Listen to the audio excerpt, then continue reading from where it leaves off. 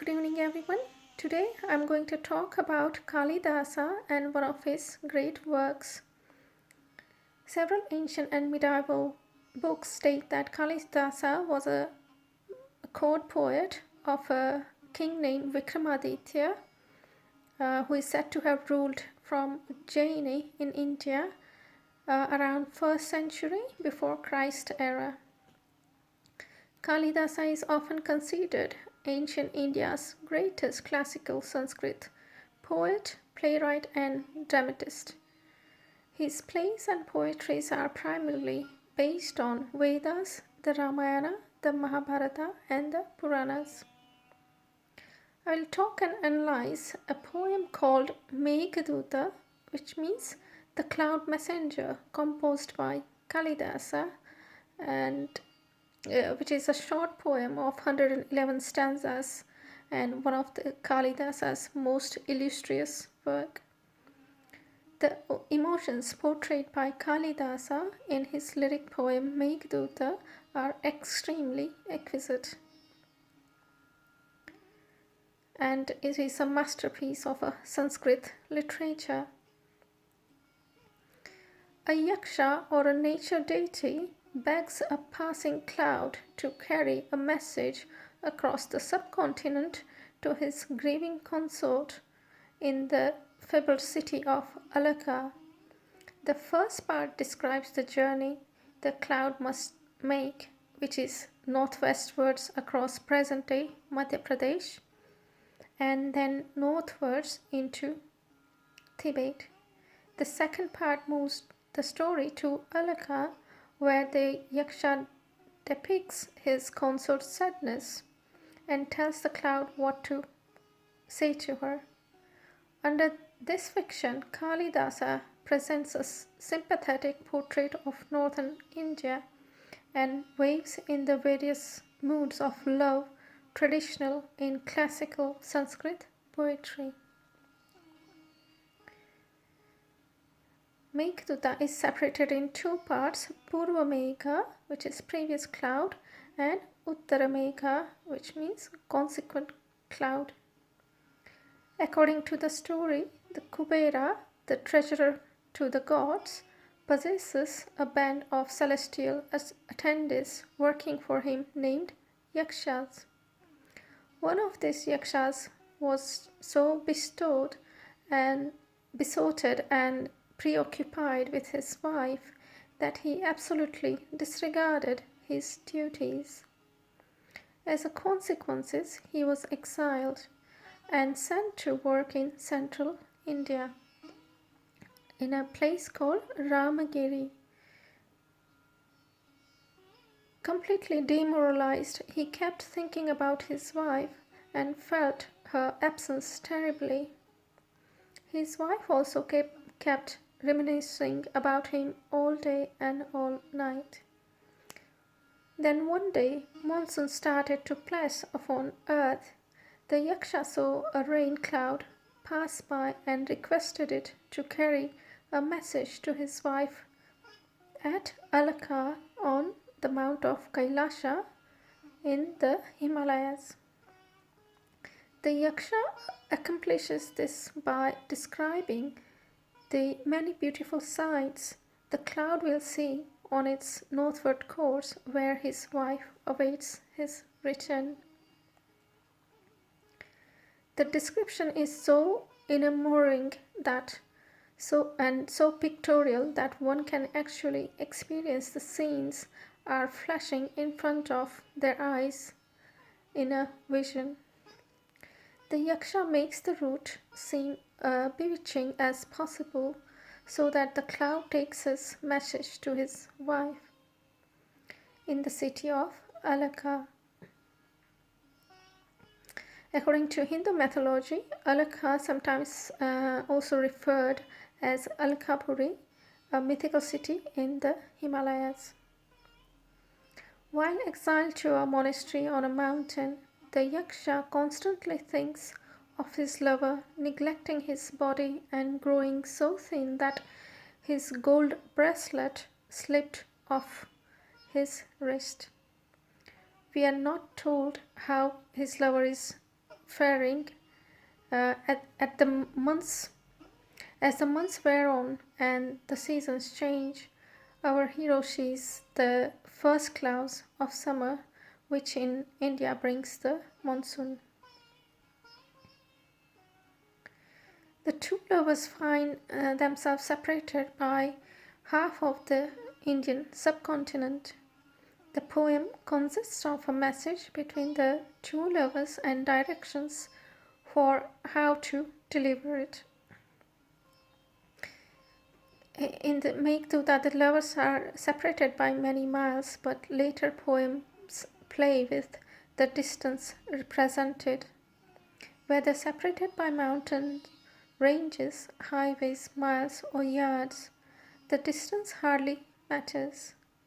As long as the lovers are not bound by the tight embrace of love, they feel restless and unsure and must communicate with those they are separated from.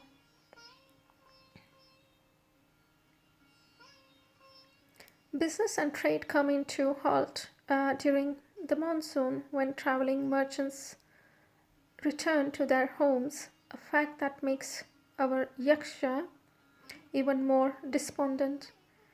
In desperation, the Yaksha calls out to the largest cloud he sees, asking it to carry a message to his lover. At this point, the narrator bursts in to remind us of the absurdity of this situation. What a difference there is between a cloud only being an amalgamation of wind, water, light, and dust, and the goal of messages, which should be delivered by the living who have functioning organs. Because he was so desperate, the Yaksha didn't consider this and begged. Lovers are so pitiful in their requests from the animate and the inanimate. The Yaksha begins by describing the journey the cloud is to take across India and ends with a sweet message for his beloved. Interestingly, the message itself is rather short when compared with the description of the journey the cloud is to take. Before we can get to the message, we are confronted with a sense-battering display of the land that lies between the two lovers. Everything the Yaksha touches is romantically changed. The longing that unites the lovers thematizes the land. What was once homogeneous and anonymous space becomes demarcated when the gaze of the Yaksha passes over it. Borders are constructed and maps are drawn over the natural territory of the Indian subcontinent as the cloud bears the message of love. Normally, when we gaze out into space, we are confronted by abyss. Our sight extends to the horizon and we are left wondering what comes next. But the Yaksha knows there is something beyond the horizon, a lover who grounds him in two places, two years at once.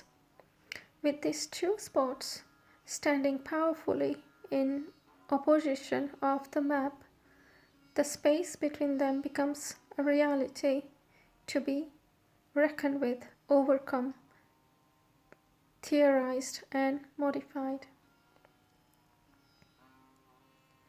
I have just left my accustomed home. I have traveled thousands of miles. I find myself in the land that is foreign in terms of language, surroundings, ways, and customs. And it is in this land that whether once and for all, for some specified interval, I am going to live. On site, then where am I? As a subsentient being, I am at the intersection of the latitude and longitude as beings of uses tools. I am at the center of a network of economic and social exchanges. But as a lover, where am I? I find myself there where I can ask myself, does anyone love me? The horrors of settling in a foreign country are well known. Upon entering a new apartment, one first look for the telephone or any other device. The first concern is to inquire how to work it. The first freedom consists in finally using it.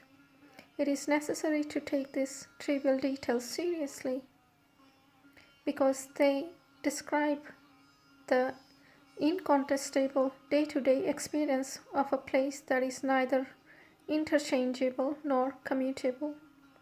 A place whose over there will never reduce to here because my physical transport, bag and baggage from one here to another here not only retains in his letter here the status of over there but reinforces it.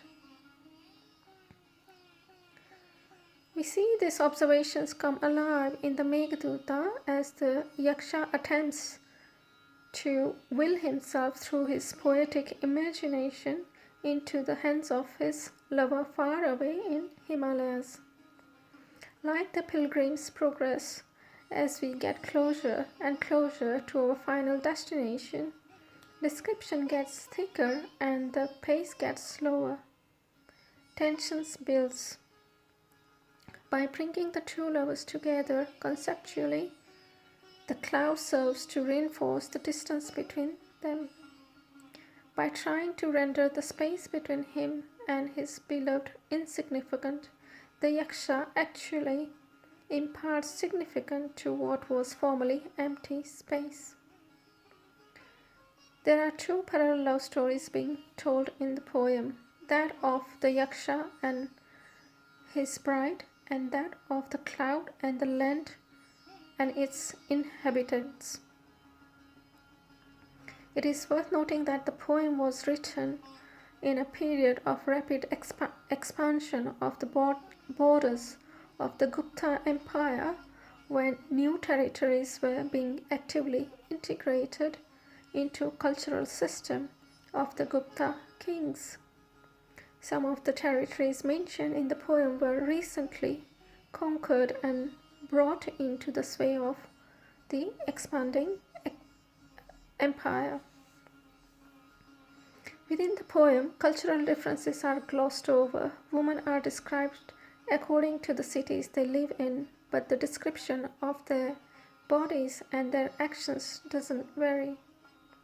Any place the cloud passes over is a place where one can have romantic relations with the land and its inhabitants. The only difference that is noted is that between naive village woman and the urban woman of larger centers of commerce, but in the end, both the naive and the urban are romantic beings. Not only the inhabitants, but also the land itself is romantic. The cloud constantly unites with rivers and waters, plains as he makes his journey north. The cloud transforms the earth into gigantic romantic map when you, the same color as a wet braid, reach its peak. I'll continue the next episode in my next video. Thanks for watching.